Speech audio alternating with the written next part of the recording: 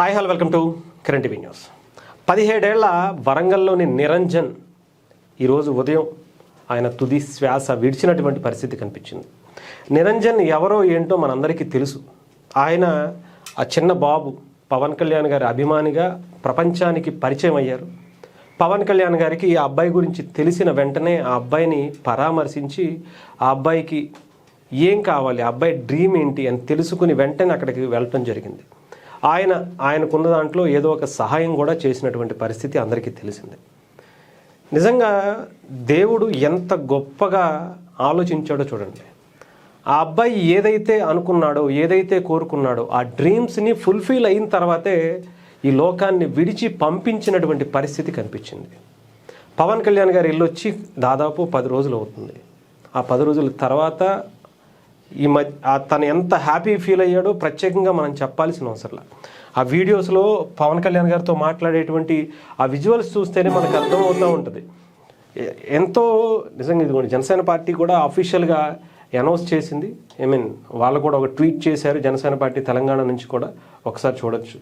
నీకున్నది ప్రాణాంతక వ్యాధి అని తెలిసి నువ్వు ఇంకొన్నేళ్ళు మా మధ్య ఉండాలనుకున్నాం. కల్మషం లేని నవ్వులు పువ్వులు పూయిస్తున్నావు అనుకున్నాం. ఇంత త్వరగా మా మధ్య నుండి వెళ్ళిపోతావని అనుకోలేదు. నీ చలాకీతనం, ముద్దు మాటలు ఇంకా మా కళ్ళ ముందే తిరుగుతూనే ఉన్నాయి. నువ్వు దూరమైన బాధను నీ తల్లిదండ్రులతో పాటు తెలుగు రాష్ట్రాల్లో ప్రజలందరూ కూడా పడుతున్నారు. పేరుకు తగ్గట్లుగా నువ్వు నిరంజనుడివి, స్వచ్ఛమైన మనసు కలవాడివి. నీ ఆత్మకు శాంతి చేకూర్చమని ఆ భగవంతుడిని వేడుకుంటున్నామని చెప్పి జనసేన పార్టీ అఫీషియల్గా ఇచ్చినటువంటి ట్వీట్ కూడా మనం చూడొచ్చు. ఇలా జనసేన పార్టీ కూడా ట్వీట్ చేసినటువంటి పరిస్థితి. సోషల్ మీడియాలో ఎక్కడ చూసినా సరే ఇప్పుడు నిరంజన్ గురించే మాట్లాడుకుంటున్నారు. ఏ ట్వీట్ చూసినా, ఏ వీడియో చూసినా నిరంజన్ ముద్దు మాటలే అందరికీ గుర్తొస్తున్నాయి.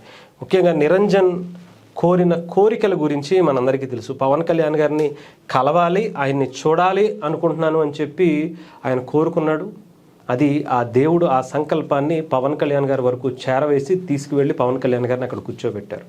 అక్కడికి వెళ్ళిన తర్వాత పవన్ కళ్యాణ్ గారు నీకేం కావాలి అంటే, నాకు ఇలా ఒక కుక్క పిల్ల కావాలి అంటే గంటల వ్యవధిలోనే, గంటలు కూడా కాదు నిమిషాల వ్యవధిలోనే పవన్ కళ్యాణ్ గారి అభిమానులు ఆ పిల్లోడికి ఇచ్చినటువంటి పరిస్థితి కూడా చూసాం.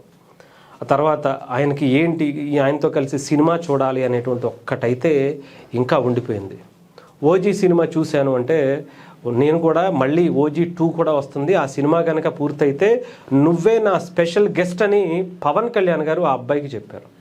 అది ఇప్పటికీ అసలు చాలామందికి ఒక ఇన్స్పిరేషన్. అంటే చాలామంది చీఫ్ గెస్ట్లను పిలుస్తారు, బట్ ఒక చిన్న పిల్లోడిని చీఫ్ గెస్ట్గా, ఒక స్పెషల్ గెస్ట్గా పవన్ కళ్యాణ్ గారు ముందే ఆ సినిమా ఇంకా స్టార్ట్ అవ్వలేదు, ఆ సినిమాకి సంబంధించినటువంటి ఏ వర్క్ కూడా ఇంకా స్టార్ట్ అవ్వలేదు, కానీ ఇప్పటికే ఆ గెస్ట్ని పవన్ కళ్యాణ్ గారు అనౌన్స్ చేసినటువంటి పరిస్థితి కనిపించింది.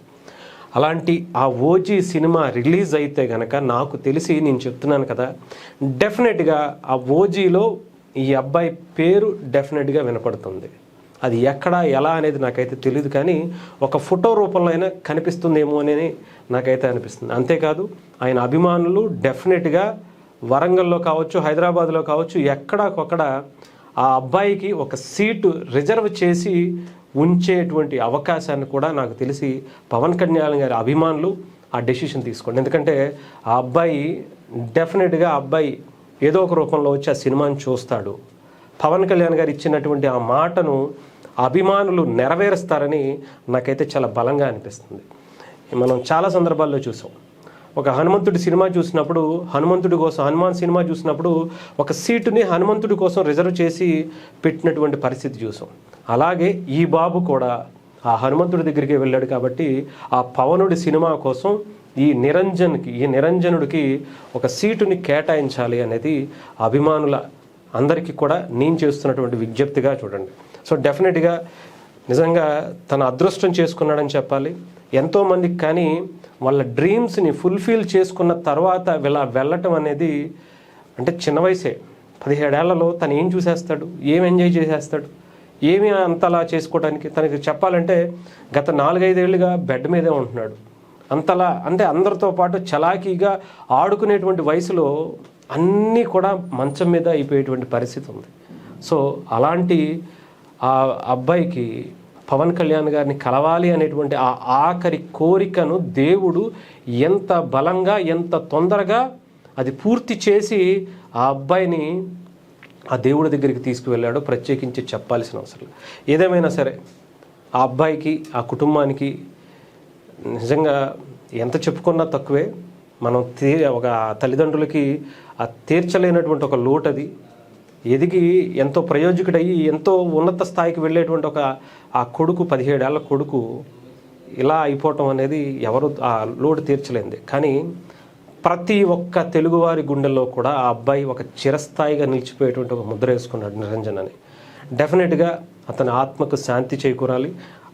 అతని కుటుంబం కూడా ఈ బాధ నుండి త్వరగా బయటకు రావాలని కోరుకుందాం.